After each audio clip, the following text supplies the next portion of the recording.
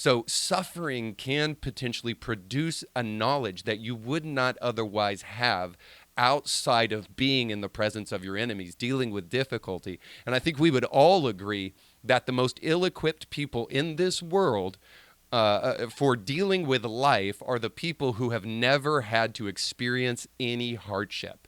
The people who are most equipped to deal with life are people who've gone through some level of suffering, experienced pain, and through that pain, it's trained them to do things like not eat dog poop, because when you stick dog poop in your mouth the first time, you spit it out and you realize, I'm never doing that again. So there is this kind of like redemptive epistemological purpose for suffering that's so important. Now, certainly comment on that if you want to, but I want to add this to it.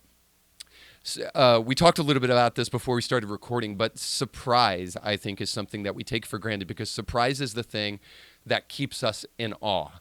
It's the thing that causes us to look at the stars and say, wow, those things are so big and so beyond my comprehension.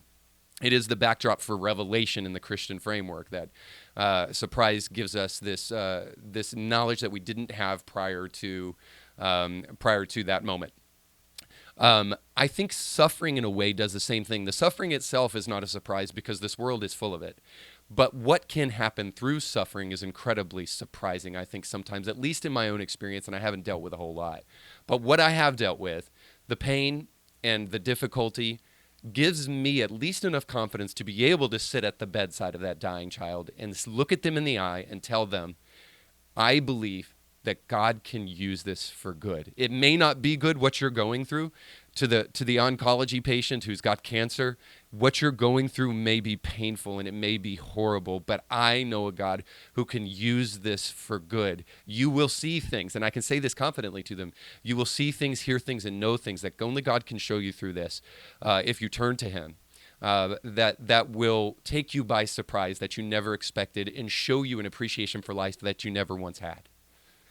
Okay, yes, indeed. A couple of things. One, when he said, you prepare a table before me in the presence of my enemies, means he said that the enemies see God putting a table down for David and giving him good food and letting him banquet. I don't think it means that the enemies are sitting around the table too, because that would mean they were partakers of the table. I think what it means is they're standing back and looking at this and going, wow, look at what God's done for these guys, for this guy. And for the child, one of the things in having dealt with this subject for many years, and by the way, I've had bone cancer.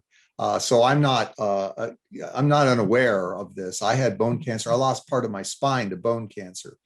So I have quite an understanding of suffering. And I agree with you that suffering is redemptive in the sense that, one, it makes us more Christ-like. It purifies us. Romans chapter 5, verses 2 and 3.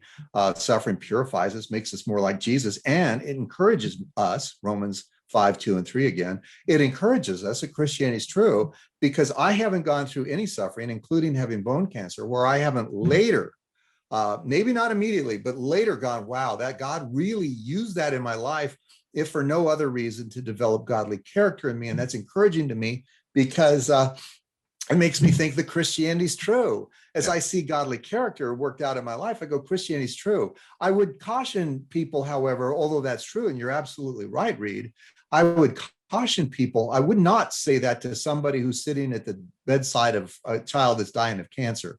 What I would do, the scripture says to weep with those who weep. I would encourage them that they will see the child in heaven, but I probably wouldn't start talking to them about the lessons they're going to learn and how this is going to be for their good.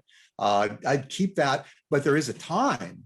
In time, parents want to know, why did God take my child? Then you say, well, you know what? I think you're going to find that God used this for your good. I have a student. In fact, I want her to write a testimony for me. I have a student who said that she gave birth to a child who died in just a few days after birth. She says, I thank God that child died, because I learned so much, and I would not be the person that I am today if God had not taken that child. And so suffering, again, is incredibly redemptive, and God uses it powerfully in our lives. And I agree with you, Reed, that I like I say, including bone cancer, I haven't gone through any sufferings in my life at any time that God didn't use powerfully to make me more like Him. And as He makes me more like Him, I go, Christianity's true. And I'm really going to be saved, and I'm really going to live forever. You can catch brand new episodes of Indie Thinker with Reed Uberman every Monday and weekly bonus episodes to keep you thinking throughout the week. But you have to subscribe and click the bell to be notified when new episodes drop. If you enjoy this content, make sure to like this video and share it with friends.